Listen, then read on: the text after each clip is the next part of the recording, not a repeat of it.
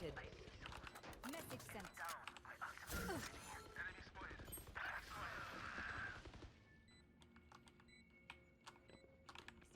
One enemy remaining. Last player standing. Rest. I just realized there was just one health left.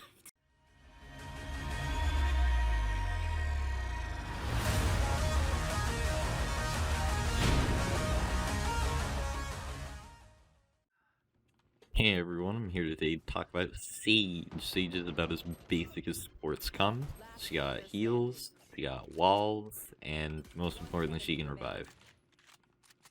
Her heal can be applied to herself or to allies, and it's her active ability that people are going to be hounding you for all match. You get it back about 30 seconds after you use it, and considering rounds are only about 2 minutes in length, you better be real goddamn picky about who you heal and when. There aren't any real hard guidelines to this ability beyond just using your better judgment. But for an example, it might be wiser to heal yourself when you have 30 health than healing the Raze that's going 0-6 that has 50. Just some things to keep in mind. Sage's other two abilities are Wall and Ice, and if you really want to reach, you could call her a Mei Mercy hybrid. The walls don't have to be placed ultra precisely to cut off most access ways, but there are some areas that require a bit more thought before you pull the trigger. So be sure to pay attention to the big holographic square on the ground before you pull the trigger. Some other things to note about the walls are that you can use it as a movement tool to get verticality on people, as well as a defensive option to cut off rotates. The walls can also be destroyed, either manually through people shooting or meleeing it, or they will destroy themselves automatically as they are on a set timer after you leave them.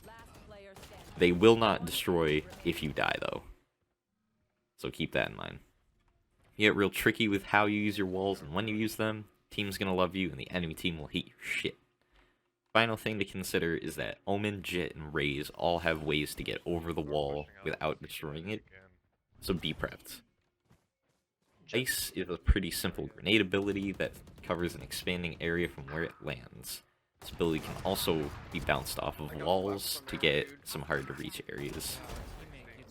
It covers a lot of ground, so be really considerate with how you place it.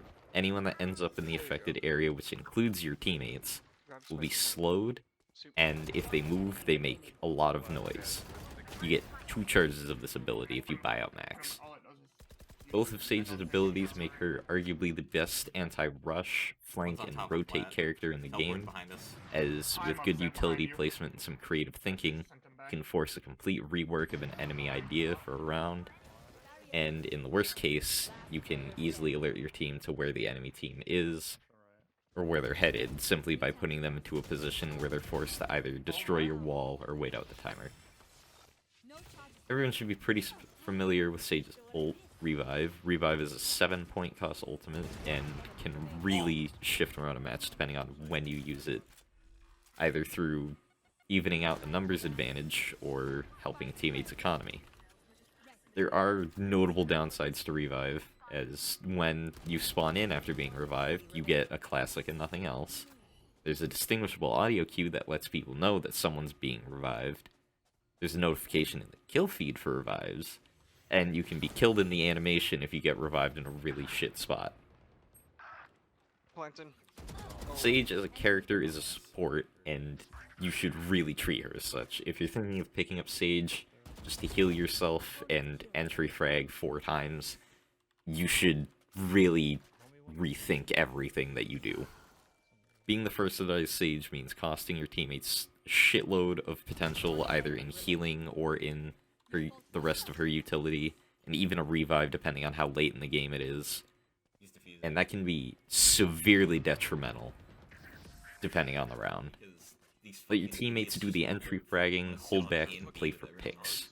If you want to up your Sage game, I would recommend that you learn some sneaky wall usage. One of my favorite examples is you can take Sage to hookah on bind if you're on defense, and place the wall in such a way that you can get peeks over the wall and into the hallway while they're trying to destroy the wall, or you can get peeks around the side and get headshots on people that just walk straight up to the wall.